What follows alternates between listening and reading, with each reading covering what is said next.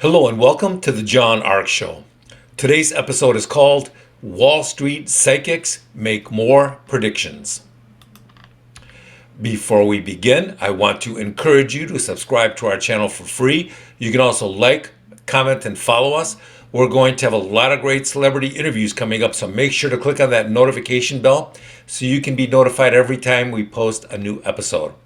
Also, we ask that you post a link to today's show on all your social media. Now, let's get started. We've reached out to some of the best psychics working as consultants on Wall Street and in the business world, and we asked them some questions people wanted us to ask them. Because the answers were so interesting and entertaining, we thought we would do this on a regular basis. Now, no matter what these psychics say, we want you to know that you should not make your investment decisions based on their advice. This is all being done for entertainment purposes and should not be used for investment purposes. But it's still very interesting. Also, the statements and revelations are the opinions of the psychics and not necessarily the opinions or the beliefs or the advice of the John Ark Show. So please keep that in mind. We're not going to reveal their names for all the obvious reasons, but here are the questions and the answers the psychics provided. Number one, will a lot of businesses go bankrupt after the holiday selling season? Absolutely. Many businesses have just been postponing filing for bankruptcy because they wanted to make some money during the holiday selling season.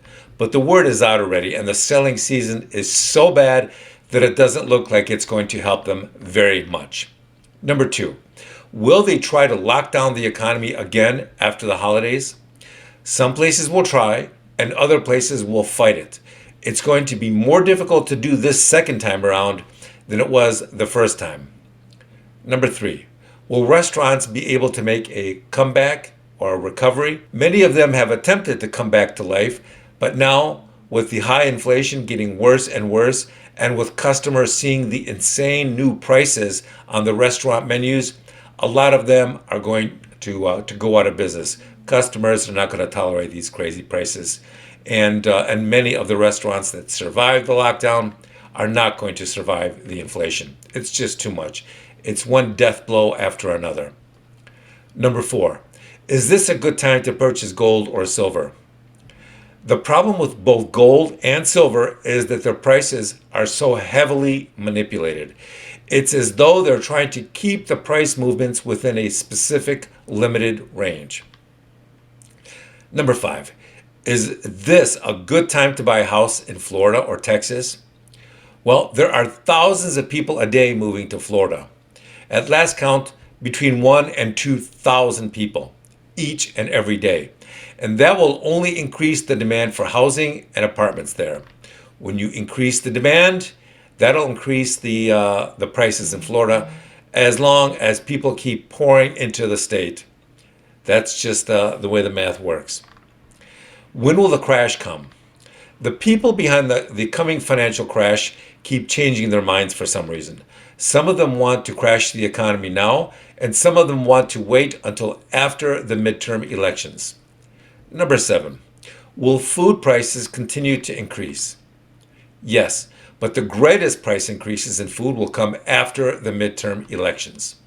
Number eight, will many more Wall Street firms relocate to Florida? Many of them have already moved down there, and many more are planning to do so. Number nine, is the U.S. still a safe place to keep your money and your wealth? Well, it's not as safe as it used to be 5 or 10 years ago. People should consider keeping their wealth allocated amongst several different countries and several different options, just for added safety. Number 10, why are so many physical brick and mortar bank branches randomly closing, reopening, closing again? What is going on? Some of them are having staffing problems. Some of them are trying to cut costs. Some of them are reducing their overhead. And some of them are just being poorly managed. Number 11, should people withdraw their money out of the banks now? Is this the time to pull their money out? The most important thing to do now is to diversify your wealth.